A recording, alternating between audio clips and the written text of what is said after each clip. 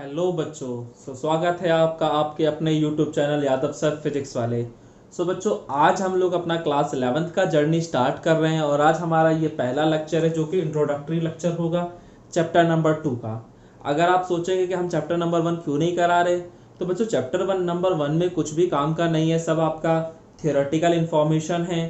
इसीलिए हमने जो पहला वीडियो बनाया है वो चैप्टर नंबर 2 पे बनाया है, और जो चैप्टर नंबर 2 है आपका वो है यूनिट्स एंड मेजरमेंट। तो आज हमारा इंट्रोडक्टरी चैप्टर होगा, कुछ बेसिक बातें हम सीखेंगे इसके बारे में और धीरे धीरे इस चीज़ को हम आगे बढ़ाएंगे। बच्चों, आप लोगों को सबसे पहले तो मुबारकबाद कि आप लोगों ने क्लास 11th में आके साइंस स्ट्रीम लिया है। सो अगर साइंस स्ट्रीम लिया है तो एक किसी न किसी एम के साथ लिया होगा, तो बस उस एम के पीछे आज से ही भागना शुरू कर दो, अदरवाइज एम कहीं और चला जाएगा और आप कहीं और चले जाएंगे। ठीक है, बस मेहनत करते रहिए। साइंस साइड का मतलब ही है कि मेहनत करना आज से शुरू कर दीजिए आप लोग। अगर आप मेहनत करते हैं तो ही आप साइंस लीजिए, अदरवाइज कोई मतलब नहीं है साइंस स्ट्रीम लेने का, क्योंकि साइंस स्ट्रीम बहुत ही मज़ेदार स्ट्रीम है। बहुत ही मज़ा है उन लोगों के लिए जो मज़ा लेके पढ़ना चाहते हैं, अदरवाइज तो फिर इससे बड़ी सज़ा कुछ हो नहीं सकती आपके लिए। चलिए आपका टाइम वेस्ट किए बगैर हम लोग अपना टॉपिक स्टार्ट करते हैं, यूनिट्स एंड मेजरमेंट। सबसे पहले जो हम चीज़ यहाँ पढ़ेंगे वो है हमारा फिजिकल क्वांटिटी।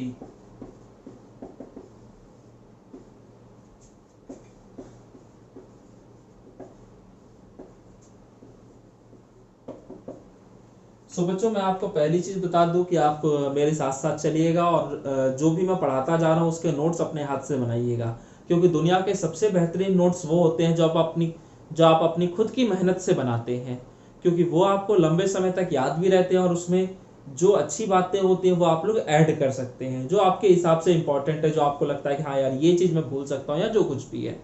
नोट्स आप अपने बनाइए। बाकी अगर आपको हमारे नोट्स चाहिए तो वो आपको डिस्क्रिप्शन में उसका लिंक मिल जाएगा, आप वहाँ से ले सकते हैं उन नोट्स को। ठीक है बच्चों, चलो हम स्टार्ट करते हैं फिजिकल क्वांटिटी से। हमारा फिजिकल क्वांटिटी क्या होता है सबसे पहले ये पता होना चाहिए। फिजिकल क्वांटिटी बोला जाए तो वो कोई भी क्वांटिटी जिसे हम डायरेक्टली या इनडायरेक्टली मेजर कर सकते हैं उसी को हम लोग फिजिकल क्वांटिटी कहते हैं। जैसे आपकी लंबाई हम नाप सकते हैं इंची टेप से, तो आपकी जो लंबाई है यानी कि लेंथ जो है वो एक फिजिकल क्वांटिटी है। आप कितने किलो के हैं नापा जा सकता है, तो वो जो मास है वो एक फिजिकल क्वांटिटी हो गया। आपका भी टेम्परेचर क्या है बॉडी का वो आप मेजर कर सकते हैं थर्मामीटर की मदद से।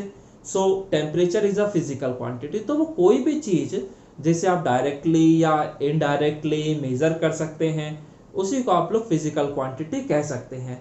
अब जैसे अभी तक जिनका मैंने जिक्र किया वो सभी ऐसी क्वांटिटी थी जो आप डायरेक्टली मेजर कर लेते थे, बट अगर मुझसे कोई बोले कि अर्थ से सन की दूरी नाप के बताओ, तो क्या मैं इंची टेप लेकर अर्थ से सन तक जाऊंगा? तो वो तो पॉसिबल नहीं है। लेकिन फिर भी अर्थ और सन के बीच का दूरी हमें पता है ना, यानी कि हमने कोई ना कोई इनडायरेक्ट मेथड वहां पे लगाया होगा। जैसे हम बात कर दे अर्थ के मास की, तो अर्थ का मास कितना है ये नापने के लिए हमने कभी उसे तराजू पे थोड़े ना रखा होगा, लेकिन फिर भी हमें अर्थ का मास पता है, तो इसका मतलब वहां पे हमने कोई इनडायरेक्ट मेथड यूज किया होगा। कोई भी ऐसी क्वांटिटी जिसे आप डायरेक्टली या इनडायरेक्टली मेजर कर सकते हैं उसे आप लोग फिजिकल क्वांटिटी कहते हैं। बात समझ में आती है? अच्छा, अब इन क्वांटिटीज को जब हमने स्टडी किया तो हमने देखा कि यहाँ पर कुछ क्वांटिटीज ऐसी हैं जो बिल्कुल बेसिक क्वांटिटीज हैं, यानी कि जो किसी भी अदर क्वांटिटी पर डिपेंड नहीं करती, और बहुत सारी क्वांटिटीज ऐसी हैं जो इन बेसिक क्वांटिटीज पे ही डिपेंड करती हैं या इन बेसिक क्वांटिटीज से निकलकर आई हैं।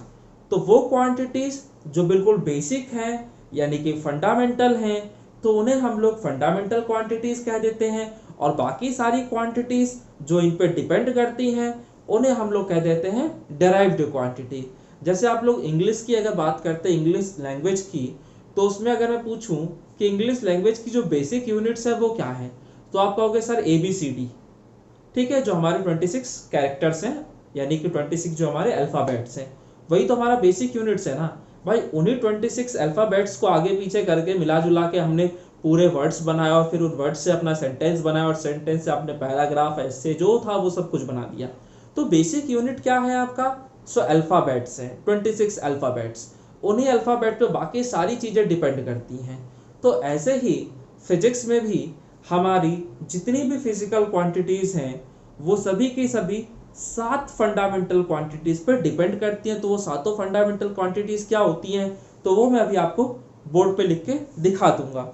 सो फिलहाल आपका समझ में आ गया होगा आपको कि आपकी जो फिजिकल क्वांटिटीज हैं उनको हम दो कैटेगरी से बांट सकते हैं। एक आपका फंडामेंटल क्वांटिटीज, फंडामेंटल क्वांटिटीज, और दूसरी होगी आपकी डेराइव्ड क्वांटिटीज। दूसरी होगी आपकी डेराइव्ड क्वांटिटीज। सो फंडामेंटल क्वांटिटीज का मतलब वो क्वांटिटीज जो बिल्कुल बेसिक है, यानी कि जो किसी और पे डिपेंड नहीं करती, उसे हम लोग फंडामेंटल कह देते हैं। और वो क्वांटिटीज जो फंडामेंटल पे डिपेंड करती है उन्हें हम लोग डेराइव्ड क्वांटिटीज कह देते हैं। तो हमारी जो 7 फंडामेंटल क्वांटिटीज है वो कौन कौन सी हैं?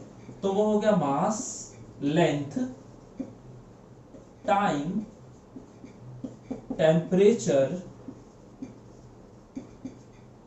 amount of substance,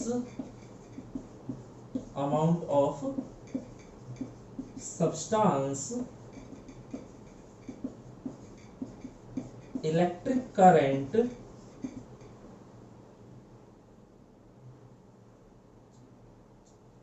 और luminous intensity।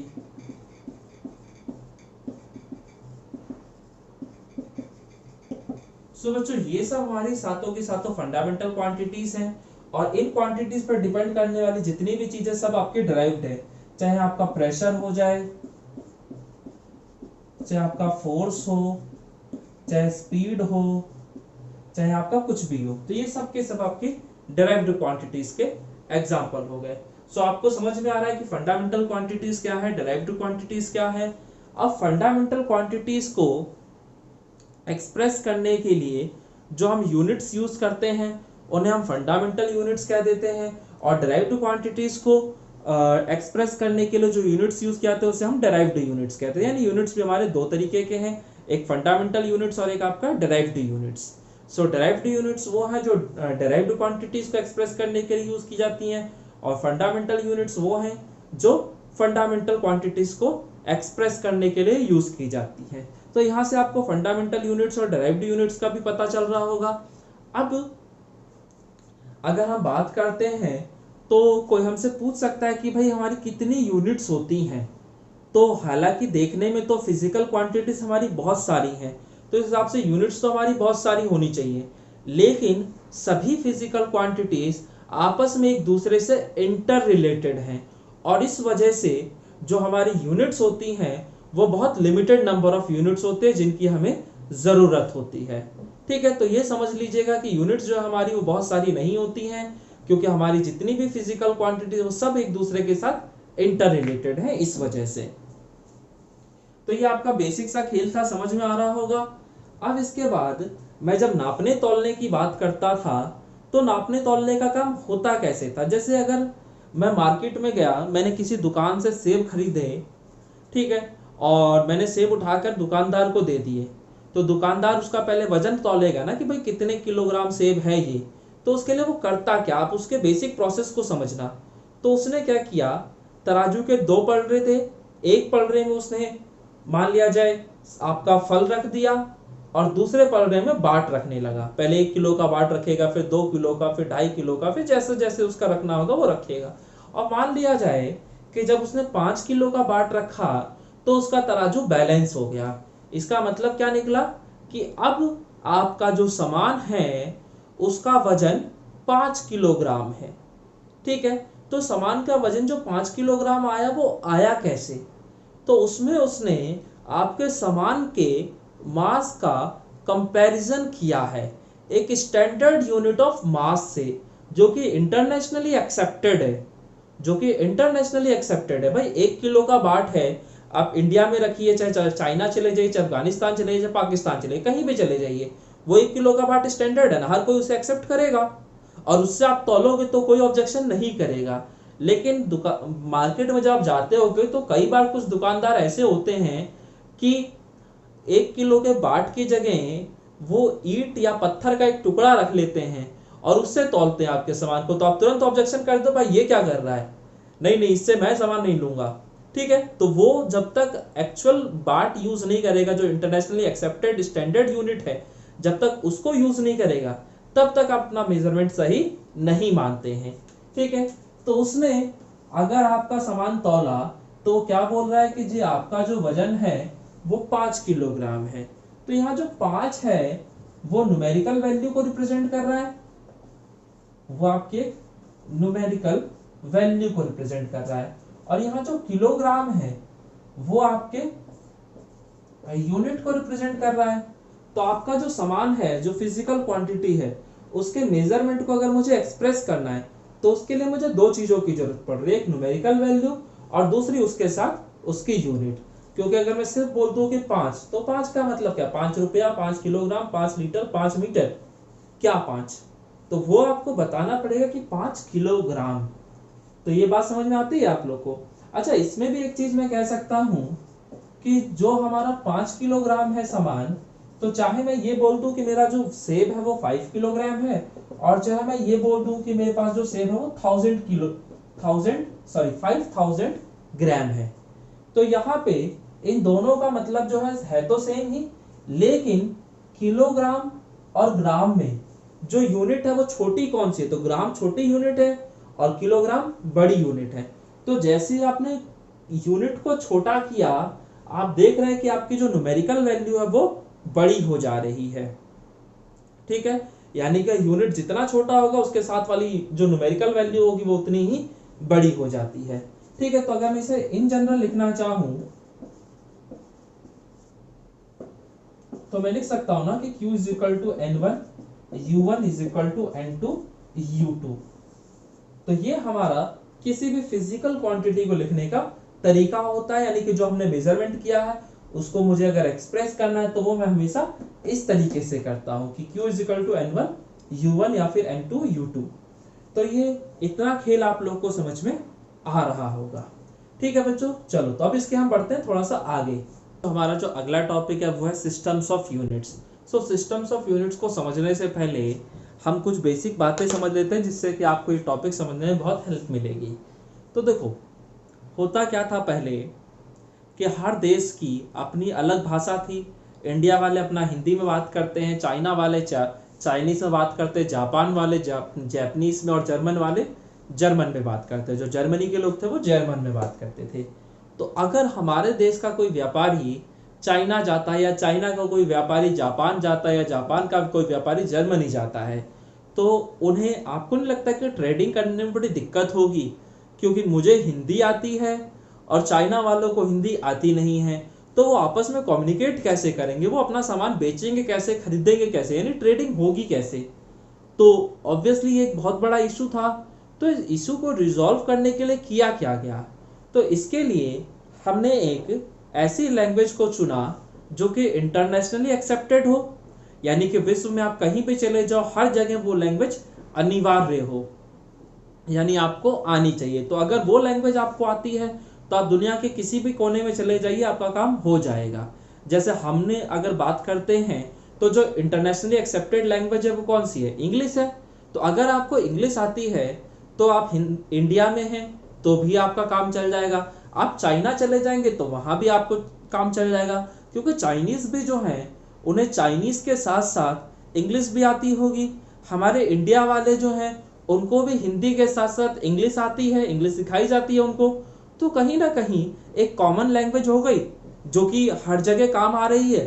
तो ऐसे ही जो हमारे सिस्टम्स ऑफ यूनिट्स थे वो पहले क्या थे, बहुत सारे अलग अलग कंट्रीज में अलग अलग सिस्टम्स ऑफ यूनिट्स होते थे। सो सिस्टम्स ऑफ यूनिट्स का मतलब क्या है, तो वही आपका जो फंडामेंटल यूनिट्स और जो डिराइव्ड यूनिट्स था उन्हीं का जो कंप्लीट सेट है उसी को हम लोग सिस्टम्स ऑफ यूनिट्स कह देते हैं। यानी the complete setup of fundamental units and derived units is called systems of units. तो अलग अलग कंट्रीज में पहले अलग अलग सिस्टम्स ऑफ यूनिट्स चला करते थे, जिनमें से जो काफी इंपॉर्टेंट सिस्टम्स ऑफ यूनिट्स थे वो मैं आपको बता देता हूँ कि वो कौन कौन से थे।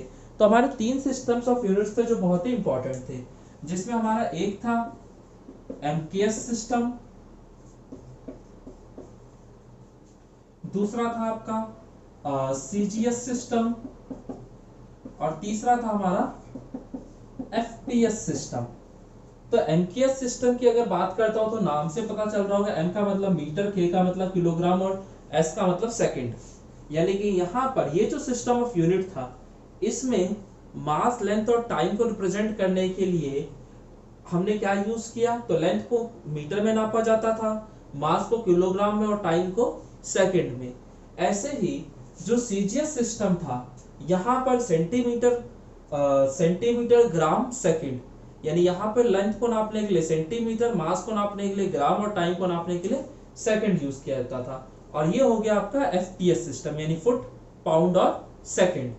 तो ये जो दोनों सिस्टम्स थे, ये हमारे फ्रेंच सिस्टम्स ऑफ यूनिट्स थे। ये कौन से सिस्टम ऑफ यूनिट थे, तो ये हमारे फ्रेंच सिस्टम्स ऑफ यूनिट्स थे। और ये था हमारा British system of unit, British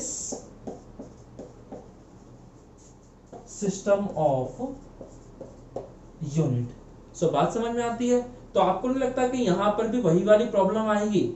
अब कोई कंट्री ऐसी है जहां पे किलोग्राम में काम चल रहा है और कोई कंट्री ऐसी है जहां पाउंड में काम कर रहा है, ठीक है। अब जैसे बिक्सो है, बिक्सो 500 पाउंड का था, ठीक है। जो WWE देखते होंगे उनको पता होगा कि बिक्सो जो था उसका वजन 500 पाउंड था। तो 500 पाउंड था, तो अगर मैं पूछ लूं कि 500 पाउंड का मतलब कितना किलोग्राम, तो अभी हम में से यादों को नहीं पता होगा, ठीक है, कि 1 किलोग्राम कितने पाउंड के बराबर होता है। सो बात समझ में आ रही है। तो बड़ा इशू हो जाता है इसकी वजह से। जैसे वो लैंग्वेज बैरियर था कि जिसको हिंदी आती है वो चाइना नहीं जा सकता, क्योंकि चाइना वाले को हिंदी नहीं आती और इधर आके चाइनीज नहीं आती। तो वही दिक्कत यहाँ भी थी। तो इसको रिजॉल्व करने के लिए एक ऐसा सिस्टम ऑफ यूनिट बनाया गया जिसे हम लोग इंटरनेशनल सिस्टम ऑफ यूनिट कहते हैं, यानी कि एसआई सिस्टम, जो कि इंटरनेशनली एक्सेप्टेड था और हर जगह चलता था। तो हमारा इसके बाद जो सिस्टम ऑफ यूनिट आया जिसे इंटरनेशनली एक्सेप्ट किया गया, वो था हमारा एसआई सिस्टम। तो ये हमारा एसआई सिस्टम हो गया। सो बात समझ में आती है। सो एसआई सिस्टम जो था आपका, वो internationally accepted system of unit था। So internationally accepted system of unit था। सो बच्चों समझ में आ रही बात। तो ये आपका जो सिस्टम ऑफ यूनिट था वो आपका international accepted system of unit था। और हमारा जो एसआई सिस्टम है वो मैं आपको बता दूं कि 7 फंडामेंटल और 2 सप्लीमेंट्री क्वांटिटीज पर बेस्ड था। यानी कि यहाँ पर आपका 7 फंडामेंटल क्वांटिटीज होती थी और 2 सप्लीमेंट्री क्वांटिटीज थी। तो हमारी 7 फंडामेंटल क्वांटिटीज तो मैं आपको पहले ही बता चुका हूँ। अब मैं उसके आगे उसकी यूनिट्स बता दूंगा कि भाई किसकी क्या यूनिट्स थी, और फिर उसके बाद सप्लीमेंट्री क्वांटिटीज हमारी क्या थी, उसका क्या फॉर्मूला था, क्या उसकी डेफिनेशन थी, वो सारी चीजें। तो एक बार हम उसको भी डिस्कस कर लेते हैं। तो बच्चों ये हैं आपकी 7 फंडामेंटल क्वांटिटीज। तो यहाँ पे मैंने उन बेसिक फिजिकल क्वांटिटीज को लिख दिया है। उसके बाद मैंने उसकी यूनिट्स लिख दिया कि भाई किसकी क्या यूनिट है और फिर उसको किससे रिप्रेजेंट किया था, उसका सिंबल क्या है, तो वो सारी चीजें बता दी। जैसे हम बात करते हैं अगर मास की, तो मास का जो बेसिक यूनिट है वो किलोग्राम है, यानी मास को हम किलोग्राम में नापते हैं और उसका जो सिंबल होता है वो केजी होता है। ऐसी लेंथ को नापा जाता है मीटर में और उसका सिंबल होता है स्मॉल एन। टाइम को हम लोग सेकेंड्स में नापते हैं, यानी टाइम की जो एसआई यूनिट होती है वो सेकेंड होती है और उसको हम लोग एस से रिप्रेजेंट करते हैं। टेम्परेचर की अगर बात कर देते हैं तो टेम्परेचर की जो एसआई यूनिट है वो है केल्विन और उसे हम लोग के से रिप्रेजेंट करते हैं। इलेक्ट्रिक करंट जो है उसको एम्पियर में नापा जाता है और उसका जो सिंबल होता है वो ए होता है। ऐसे अमाउंट ऑफ सब्सटेंस जो है उसको मोल में नापा जाता है और उसका सिंबल जो है MOL है। ऐसे ही आपका ल्यूमिनस इंटेंसिटी, इसको हम लोग कैंडेला में नापते हैं और इसका सिंबल जो है स्मॉल cd है। अब इसमें से ये जो ऊपर के 5 थे ये सब तो आपने देख लिए होंगे, छठा वाला आप केमिस्ट्री में अपना देख लोगे। और ये जो ल्यूमिनस इंटेंसिटी यानी कि लाइट की मात्रा, यानी रोशनी कितनी है, ठीक है। सो इसको नापने के लिए हम लोग जो यूनिट यूज करते हैं वो कैंडेला, ठीक है। हालांकि ये आपको कभी देखने को मिलेगा नहीं फिजिक्स में, बट फिर भी हम लोग इसको बता देते हैं कि कोई चीज छूटे ना, ठीक है। तो ये आपके सिंपल सी बेसिक चीजें थी, उनके जो यूनिट्स थी वो लिख दी है मैंने। तो इसको आप चाहें तो अपना नोट डाउन कर लीजिएगा। अब इसके बाद बात करेंगे हम इसके सप्लीमेंट्री क्वांटिटीज की, कि हमारी सप्लीमेंट्री क्वांटिटीज क्या क्या थी। तो बच्चों ये है हमारी सप्लीमेंट्री क्वांटिटीज। तो हमारी दो सप्लीमेंट्री क्वांटिटीज है, एक आपका प्लेन एंगल, दूसरा आपका सॉलिड एंगल है। प्लेन एंगल को आप लोग रेडियन में नापते हैं, सॉलिड एंगल को स्टेरेडियन में। और प्लेन रेडियन का जो सिंबल होता है वो RAD है और स्टेरेडियन का सिंबल SR है। अब यहाँ पे प्लेन एंगल आपको पता है क्या होता है, तो प्लेन एंगल का जब भी जिक्र होता होगा तो आपके दिमाग में एक ऐसा सा फिगर आ जाता होगा, ठीक है। यानी कि दो लाइंस के द्वारा या दो प्लेन्स के द्वारा जो एंगल फॉर्म होता था उसी को आप लोग एंगल कह देते थे, ठीक है। तो यही आपका एंगल होता था, तो इसी को हम लोग प्लेन एंगल कह देते हैं।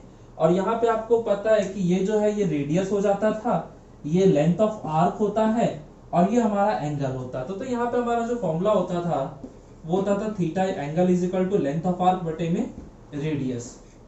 तो angle is equal to length of arc बटे में रेडियस, यानी कि लेंथ ऑफ आर्क को L से और रेडियस को R से और एंगल को थीटा से। तो theta is equal to L/R। और जो प्लेन एंगल था उसकी SI यूनिट क्या होती थी, रेडियन।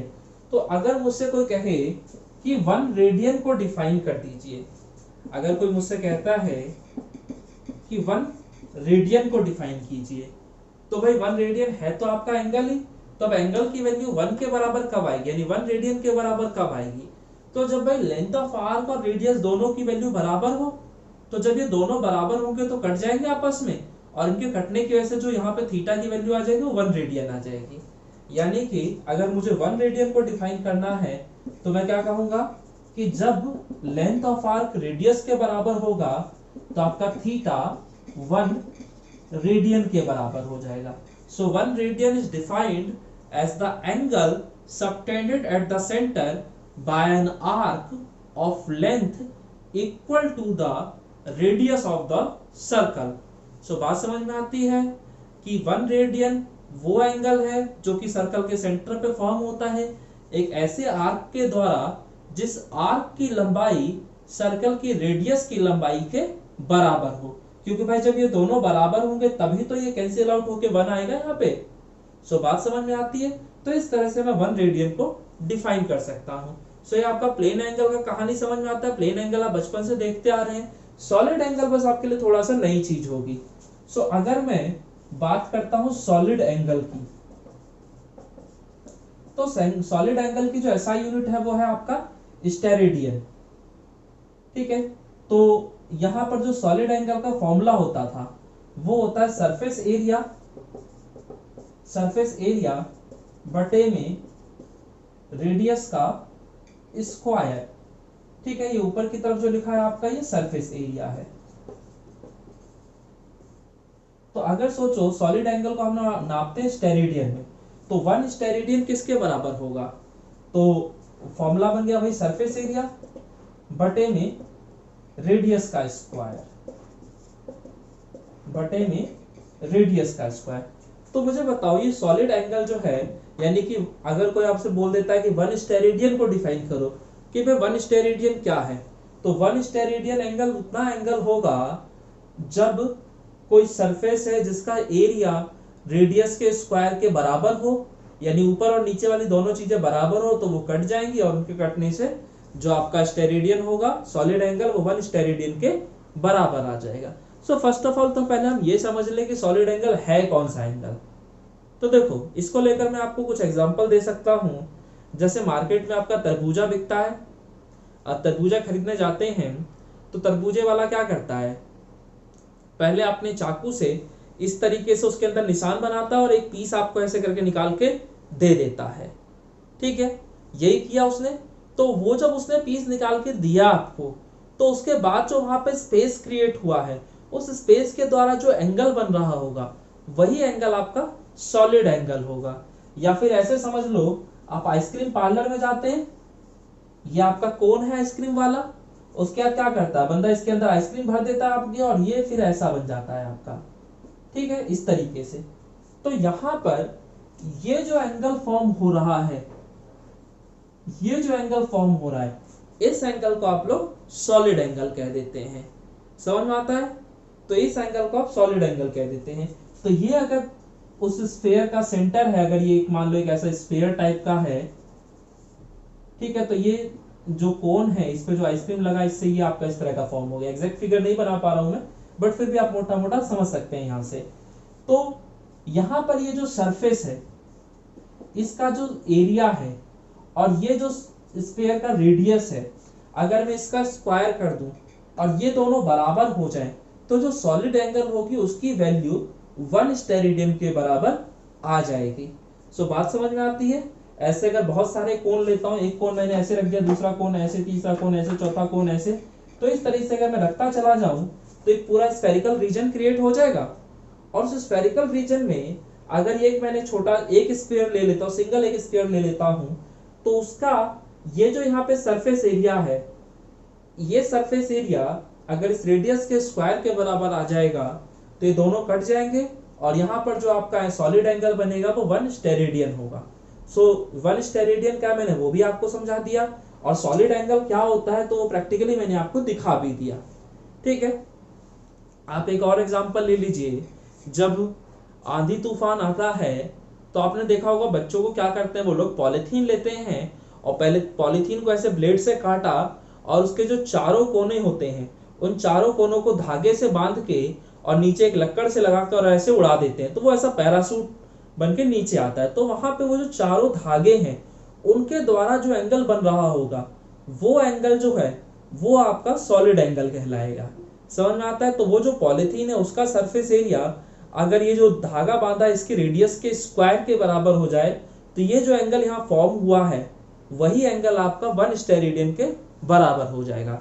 सो बच्चों ये थी आपकी बेसिक सी कहानी जो बिल्कुल थ्योरेटिकल था, हो सकता है आपको उतना मजा ना आया हो, लेकिन जो हमारी नेक्स्ट वीडियो होगी उसके अंदर हम लोग डायमेंशनल फॉर्मूला करेंगे और बहुत सारी चीजें और करेंगे जो आपको काफी इंटरेस्टिंग लगेगी, क्योंकि वहां पे आपको कुछ करने का मौका मिलेगा। ये तो बिल्कुल बेसिक इंट्रोडक्टरी था आज की क्लास।